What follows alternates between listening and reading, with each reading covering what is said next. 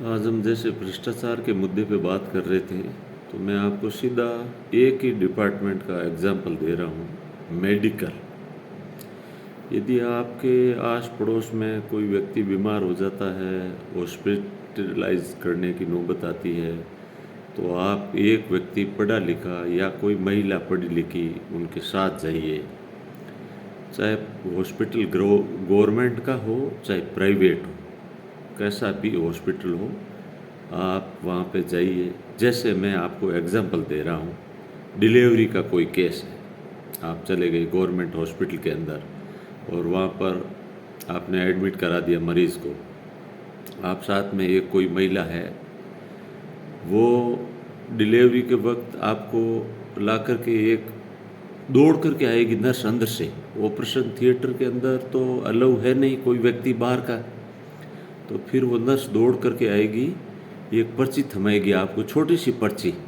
उस पर्ची पे लिखा होगा ये इंजेक्शन लेके आओ, दौड़ के लेके आओ फटाफट। तो आप लोग भागकर मेडिकल स्टोर पे जाओगे और वहाँ से वो इंजेक्शन खरीद के लाओगे। अब वो इंजेक्शन ला करके उस नर्स को आप दे दोगे, कन्फर्म है, और दौड़ कर आओगे। आपको पता है कितनी ज़्यादा प्रॉब्लम होगी, क्योंकि हम तो उस हिसाब से सोचते हैं, ग्रामीण इलाकों में रहते हैं और मध्यम वर्गीय परिवार ही जाता है गवर्नमेंट हॉस्पिटलों में, और तो इतने उच्च वर्ग के लोग जाते नहीं हैं। जाते हैं तो उनके साथ भी ठगी होती है, ऐसा नहीं है वो लोग नहीं ठगे जाते। अब वो जैसे मेडिकल स्टोर पे गया, उसने इंजेक्शन की रेट पूछी, उसने कहा 1660 रुपये देना पड़ेगा, इमरजेंसी है। 1660 रुपये का वो इंजेक्शन खरीद के ला के उस नर्स को पकड़ा दिया। अब वो नर्स वो इंजेक्शन जेब में डाल लेंगी। उस टाइप से दिन में 10 डिलीवरी होगी। अब यदि सिजेरियन प्रसव होगा तो फिर तो अलग पूरा मैटर अलग हो जाएगा, और नॉर्मल डिलीवरी होगी फिर वो इंजेक्शन जेब में डाल लेंगी, और जो एक ऑक्सीटोसिन या इस टाइप का कोई इंजेक्शन आता है नॉर्मली वही यूज़ में लेते हैं। बाकी एक दो इंजेक्शन और आते हैं, मुझे पता है, उनके नाम भी पता है, बट बताने से कोई बेनिफिट नहीं है। आप पढ़े लिखे लोग उनके साथ जाइए, ऐसा मत होने दीजिए, मत ठगिए।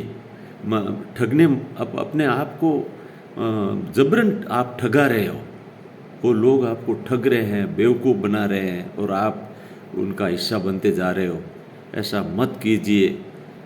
जैसे किसी को आँख का ऑपरेशन करवाना है, अब किसी ने बोल दिया 10-12 हज़ार में अच्छा कोरियन या अमेरिकन लेंस आता है, आदमी चला गया, कोई साथ में चला गया, उसने आंखों के अंदर लेंस डलवा दिया। अब लेंस डालने वाला डॉक्टर तो, अब प्राइवेट जगह पे क्या हो रहा है आपको पता नहीं है, जो ऑपरेशन थिएटर के ओटी सहायक होते हैं वो इतने ज़्यादा जानकार हो जाते हैं, वो खुद लेंस डालने लग जाते हैं, और डॉक्टर साहब तो कहीं और होते हैं 10 किलोमीटर दूर पे। वो लोग क्या करते हैं, जो 11-12 हज़ार वाला लेंस होता है वो अपने जेब में डाल लेते हैं, और ये जो 250-280 रुपये ऐसा कुछ लेंस आता है जो फ्री कैंपों में लगाया जाता है, वो लेंस आपके आँख में डाल दिया जाएगा, और आपको कुछ 2-3 तरह की दवाई दे दी जाएगी, 2 तरह के वो डालने के, आँखों में डालने के दे दिए जाएंगे, और 2-3 तरह की कोई गोलियाँ आपको टैबलेट लिख दी जाएगी। ये इस टाइप से आप ऐसा मत कीजिए। आप पढ़े लिखे व्यक्ति को ले जाइए, उनको बोलिए जो आपने लेंस आँख में डाला है, तो लेंस जिस पैकेज में वो पैक्ड था वो हमें वापस दीजिए। आप इस टाइप से उनको मांगोगे तो उनको थोड़ा शक पैदा होगा, और वो बहुत माहिर होते हैं, शातिर होते हैं वो लोग। वो क्या करते हैं, चेहरा और ये पहचान लेते हैं, बॉडी लैंग्वेज, कि ये आदमी किस टाइप का है और किसको शिकार बनाना है और किसको नहीं बनाना है। आप इस पर थोड़ा ध्यान दीजिए, बहुत ज़रूरत है इस पर ध्यान देने की। बहुत ज़्यादा, जहाँ जेनेरिक दवाएं लिखनी चाहिए थी डॉक्टरों को, वहाँ डॉक्टरों को बहुत बड़ा कमीशन मिल रहा है, और वो ब्रांडेड दवाएं लिख रहे हैं। अब जिसको पीसीएम बोलते हैं, पैरासीटामोल, अब वो पीसीएम टैबलेट्स मुफ्त में भी अवेलेबल है, और 64 रुपये की एक टैबलेट, 64 रुपीज़ पर टैबलेट। आप थोड़ी सोचो दिमाग पे जोर डाल के, ऐसा ठगा जा रहा है लोगों को, कल्पना से भी परे। आपने कभी सपने में भी सही ऐसा नहीं सोचा होगा कि ये डॉक्टर लोग भी हमारे साथ ऐसा कर सकते हैं। अरे भैया वो डॉक्टर पहले थे, अब ये डॉक्टर नहीं है। हाँ, डॉक्टर को भगवान का दर्जा दिया गया है, बट वो डॉक्टर नहीं रहे। अब तो पैसा ही मुख्य धंधा है। जिसके पास जितना ज़्यादा धन, वो उतना ज़्यादा सक्सेसफुल और अमीर, और सोसाइटी में उसकी वैल्यू। चाहे उसने पैसा डकैती डाल के कमाया हो, ठग के कमाया हो, लूट के कमाया हो, स्मगलिंग से कमाया हो, तरीका चाहे कुछ भी हो, पैसा होना चाहिए पास में। अब वो लोग मेडिकल वाले ऐसा काम कर रहे हैं।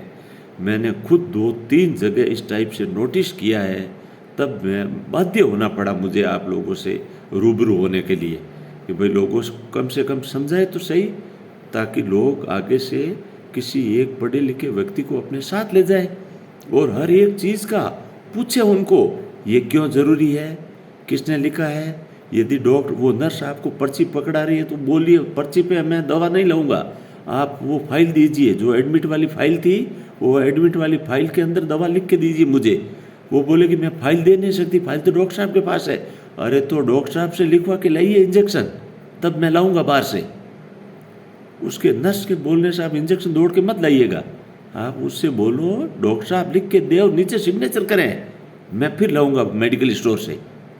आप इस प्रकार से बेवकूफ़ मत बनिए प्लीज़, आप थोड़ा जागरूक रहिए। आप अब हमारी आबादी काफ़ी पढ़ी लिखी आबादी है और कन्वर्ट भी हो रही है, बहुत ज़्यादा पढ़ी लिखी आबादी, और वो समझदार भी हो रही है, ऐसे लोगों को नंगा कर रही है। पर फिर भी ऐसे लोग हैं जो नहीं मान रहे हैं।